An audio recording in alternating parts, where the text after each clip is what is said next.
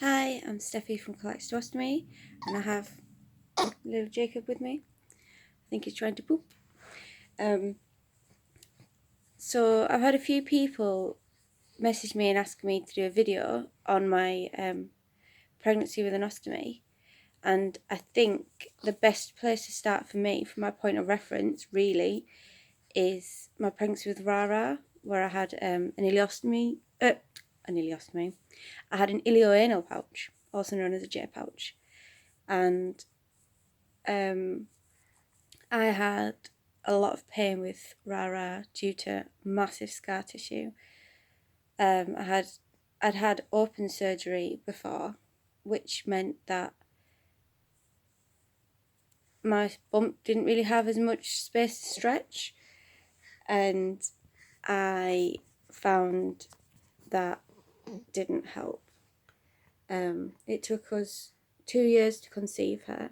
I was 5 years out of having my first surgery, and I do believe that stress is the biggest fertility killer you can have. I was so stressed because I'd been told that I probably couldn't have children. But I was 21 when I had my surgery. My partner at the time and I didn't want kids together. And I was really just stressing. I did the basal thermometer tests. I did the ovulation tests. The next step was going to be getting my fertility tested, because 2 years was a long time for me to think, and obviously knowing that I'd already had surgery and that there was a risk of I couldn't conceive anyway. But the biggest tip that I can give is make plans. Stephen had made plans that he was going to go join the Paras, and then I fell pregnant. He's smiler. Just because he's smiling. Yeah. And proud mum with both my kids. They're beautiful. And I was so happy but so shocked. I didn't expect to actually have fallen pregnant, especially after 2 years. But obviously I wouldn't change it for the world, because Rara's amazing. I was in and out of hospital constantly with her during her pregnancy because I had undiagnosed pouchitis, and it was undiagnosed because the obstetrics team just thought, oh well, you've had you've had like major surgery, this will be why, which is completely fair point for people that don't have anything to do with colorectal. And my GP just thought I was just still suffering from pain with my J pouch, because I didn't have a stoma with it, which I don't recommend. If you're gonna have a J pouch, just suffer. Well, not suffer, because I don't suffer with my ileostomy in the slightest. But just deal with the temporary stoma for I think it's like 3 months or something, and then if you want it removed, have it removed, and at least your bowel have healed. And that's probably the most positive thing I can say, because I hated having my J pouch in the end, compared to my life now anyway.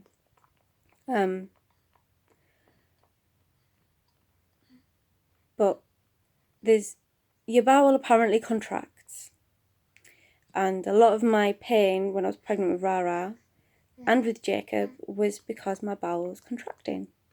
Interesting, I didn't even know that it can happen, but it does. So there you go. I wouldn't have been half as freaking out with Rara if I knew that. But until you go through it, you don't know. I had an elective cesarean with her because I was told that if I was in labour longer than 4 hours, I would risk damage to my pouch. And my cesarean was pretty straightforward.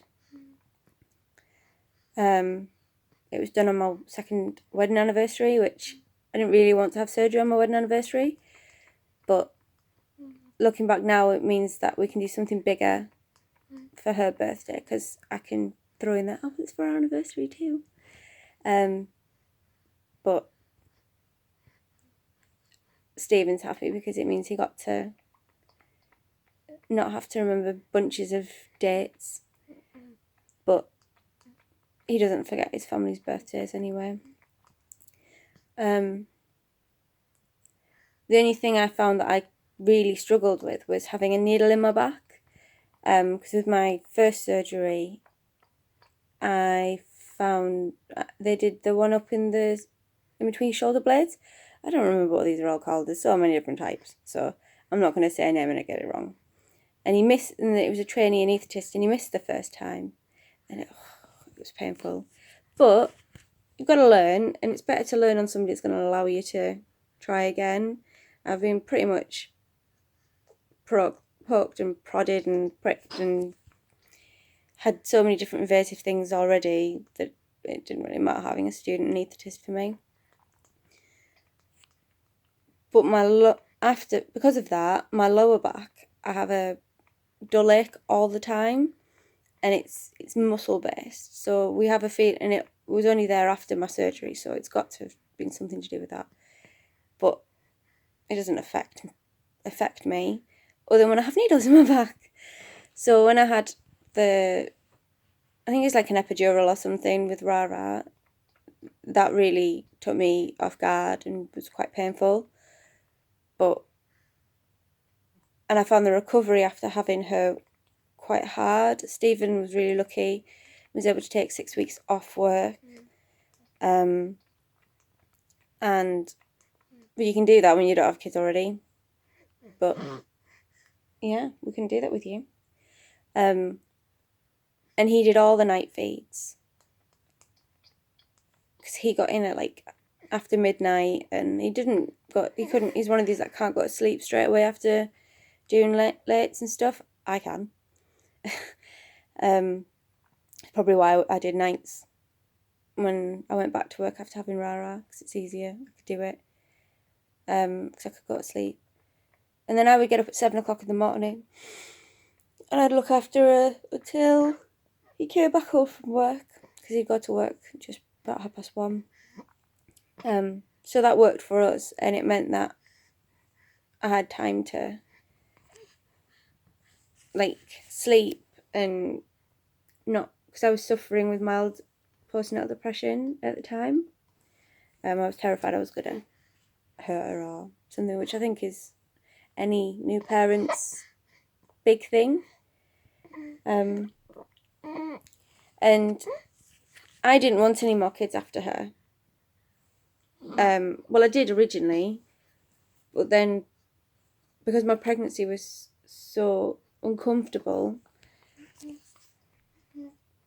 I just thought, she's everything. She's my absolute entire world. I was worried about how you can share your love between other children. I remember talking to my mother-in-law about it, who's got 4, and she's like, you just do. She's like, there's room enough in your heart for everyone, which she's absolutely right. And my mum agreed exactly with that too, because I'm one of 3. And just before I got really sick with pouchitis, because after Rara it kind of went into remission, I did have a lot of pain, but it wasn't nearly as bad as when I got sick in 2015. So in the July of 2015, we decided that we'd try again. I'd got to the point where I was happy to try again. I wanted another one. Well, we were just going to see if it happened, sort of thing. There was no planning with it. It was just, we'll go for it. And then obviously I got sick, so I think my body kind of fought against that, which was good because I wanted the surgery. And I didn't want to have to wait for surgery if I fell pregnant, or choose, do I have an abortion so I can have the surgery? because I needed to know that I was well enough to have another child. I couldn't do that to myself. But luckily we didn't fall pregnant until 2 months after my early ostomy surgery. We sadly lost that one at 6 weeks, but we didn't find out till 8 weeks. And I got quite sick with the miscarriage. I think I'm still kind of dealing with that in my own way. One of my best friends is a tattoo artist, and she tattooed me in remembrance for it, which helped massively. And they say you really should kind of wait to have a period first. I think it's kind of just to clear everything out. Because I just had the tablets, I didn't have a DNS or whatever it is. So my first period, unfortunately, came on my wedding anniversary last year, and then the October we found out we were pregnant with little Jacob, which was really exciting. I was shocked. I was surprised that we fell pregnant so quickly. The midwife had told us that you usually are quite fertile after a miscarriage, and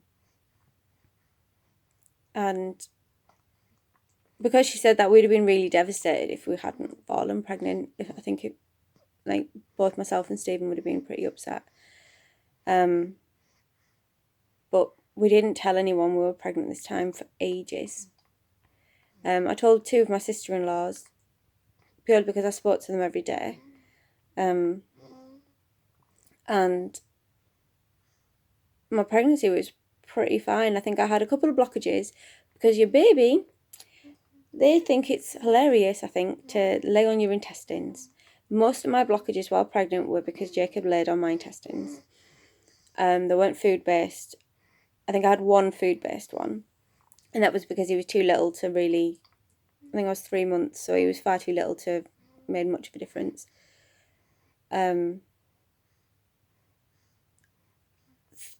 Having the ultrasounds was harder because of, I guess it goes on how many surgeries you've had, what type of surgeries. If it's keyhole, I don't think it's that much of an issue. But you can, I did have a lot of scar tissue, and the sound waves were finding it hard to get through. So bear in mind that the ultrasounds might be more painful. Always take a spare bag, because the gel that they put on, the jelly stuff, could loosen your adhesive on the base plate. Mine's quite high up, but some people have theirs quite low down, so I definitely suggest taking a spare bag, and if you have any worries after you scan, just change your bag. It doesn't take very long. That's a big sigh. I'm trying to think now. I think I blocked out a lot of stuff because of how bad his birth was. I didn't have pain with Jacob until I was about 27 weeks, and that's when he was obviously getting a lot bigger, and it was affecting my scar tissue and the stretching, and it got that debilitating. At one point I was like, I'm having a cesarean, because I was so excited to be able to have a natural birth. I wanted to do the hypnotherapy. I had a birth plan in place. I had loads of stuff planned, because there's no reason why you can't have, I say no reason, unless you have medical issues stating why you couldn't have a cesarean. With a stoma, there's no real reason that you can't have a natural birth. So if you want one, as long as everything's going fine, and you've got a very supportive team, then I don't see why you shouldn't be able to. Because I was I had it all, like I said, I had it all planned out.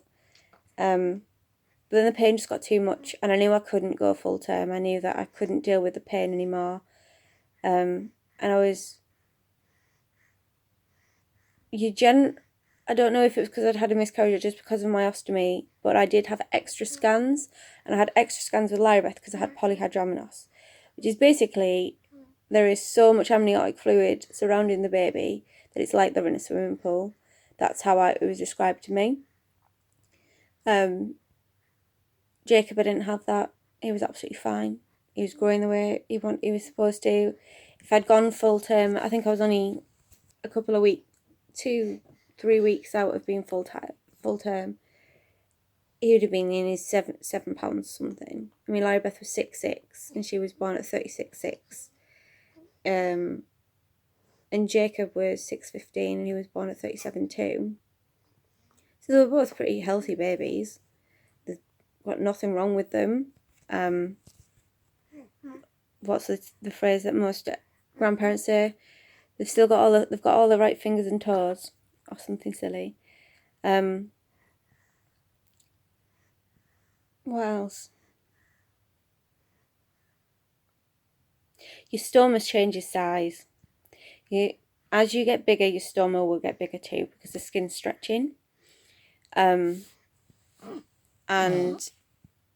you can get higher output. I suggest you definitely hydrate really well when you're pregnant. Not just because you have the stoma, but because you need it for yourself. Because the babies take all the goodness from you. Well, that's what they say. Because obviously making a baby is the more important job.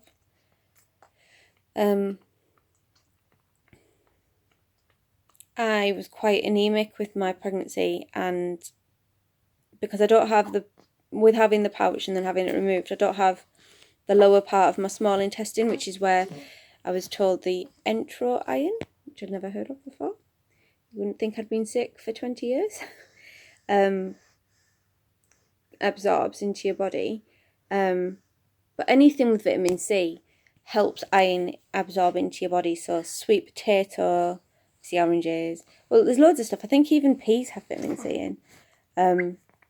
But sweet potatoes, if you like sweet potato, that's probably the best thing you can eat to make sure that your blood levels are going the right way rather than going the wrong way. And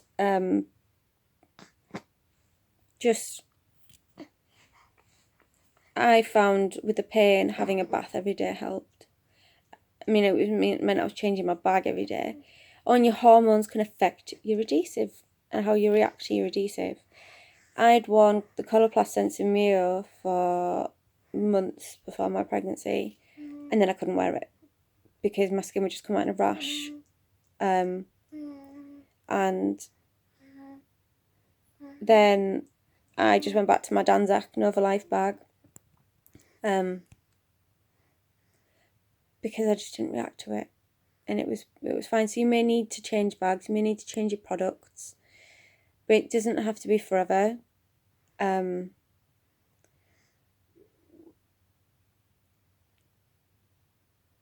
Sleeping with your ostomy and being pregnant, I found kind of wrapping my bump under my back, because I sleep on the side with my ostomy, on my back.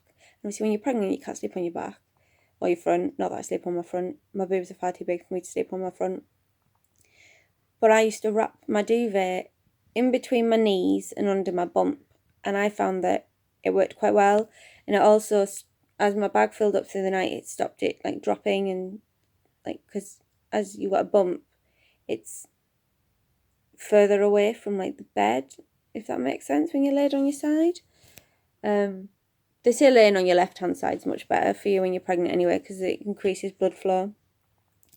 I can't sleep on my left, drives me mad. But it's just something that I was told when I was pregnant with Rara. I had a lovely lady message me on Twitter asking me about it, and I'm trying to think what I said to her. I don't like writing things down and then having to keep looking and referring. I like to wing it. Post-pregnancy, I think, is the more awkward bit with your ostomy. because your stomach's saggy, for lack of a better word. To any of the women that spring back after pregnancy or have like really good core muscles, you lucky so-and-sos. Mine have never been. I recommend probably doing the core 4 exercises that you can find on the Coloplast website. Just Google core 4, because they can help keep your core muscles strengthened when you're pregnant. And because they're safe to do straight after surgery, I should think they're pretty much safe to do pregnant. But you should ask maybe your stoma nurse about that. But they are very gentle, and they're pretty much breathing exercises, and they're very similar to the ones you get given after cesareans anyway, like hollowing and stuff like that. But your stomach basically is not the way it was before. Mine still hasn't come back, and I'm 13 weeks out of having Jacob now. Even though I lost all my baby weight, my stomach's just been. And I have no dips around my stoma, and the paste doesn't work for me.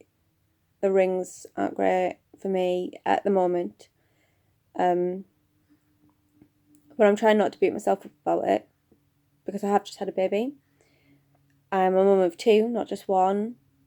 I've had a lot of surgery. So I don't really get the time I do get where I could exercise. I'm like, oh, I just want to go to sleep. Even though he slept all night since he was 6 weeks, which I'm really, really, really, really happy about. Lyra Beth didn't do that at all. So I'm sure my stomach will get back to the way it was. But my stomach then shrunk well past what it was before my surgery. I recently had it sized by my stoma nurses, and it slightly changed shape. It's more wider than it is tall.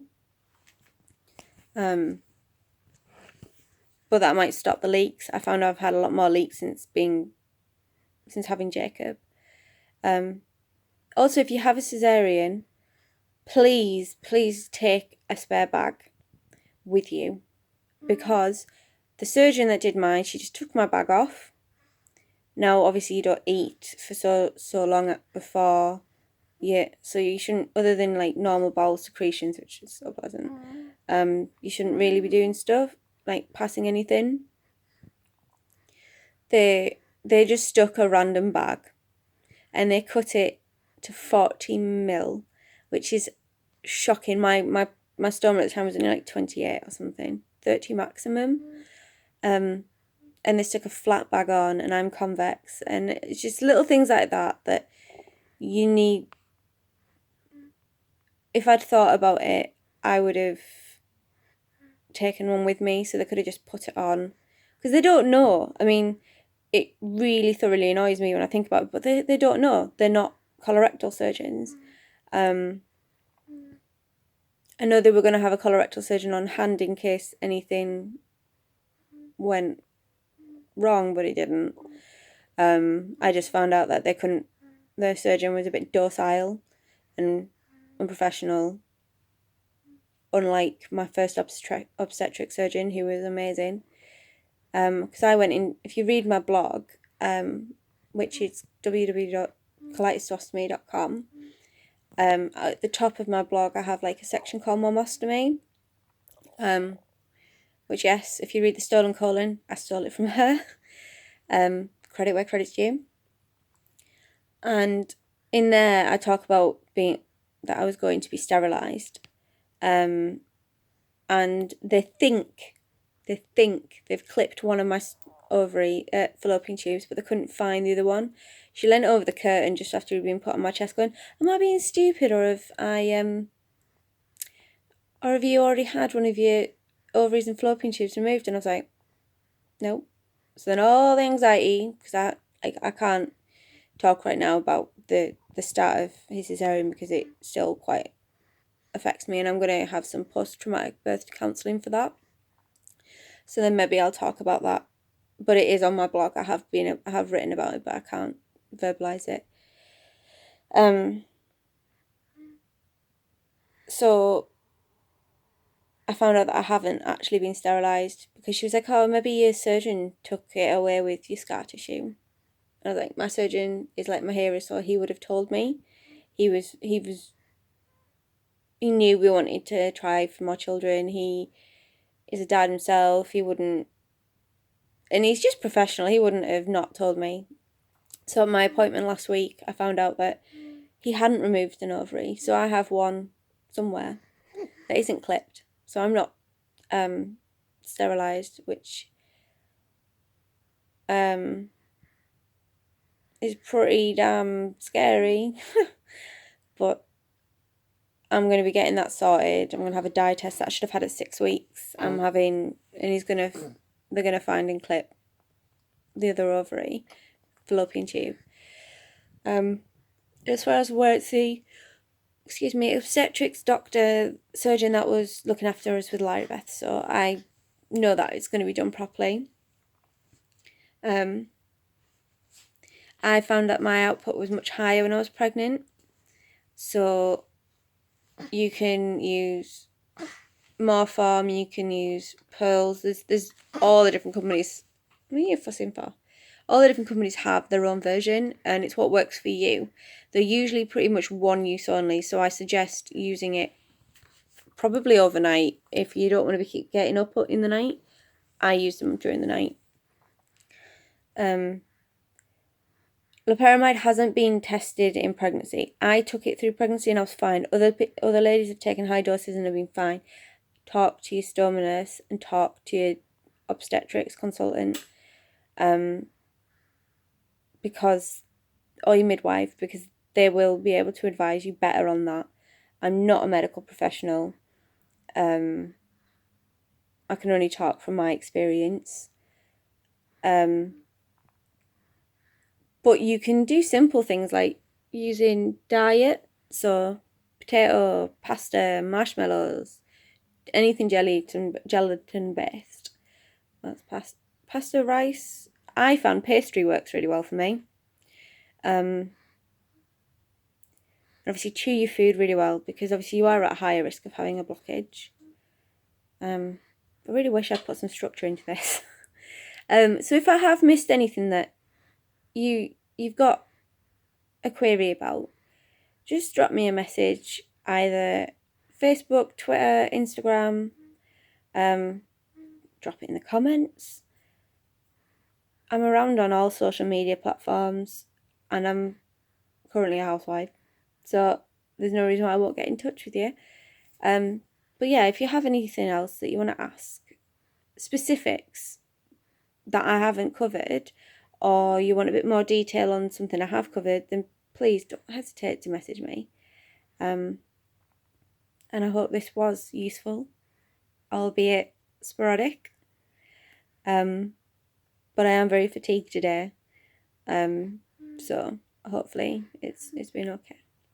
So I'm Steffi from Colitis to Ostomy, and I hope this has been useful. And we have a sleeping baby Jacob. So I will go. Bye.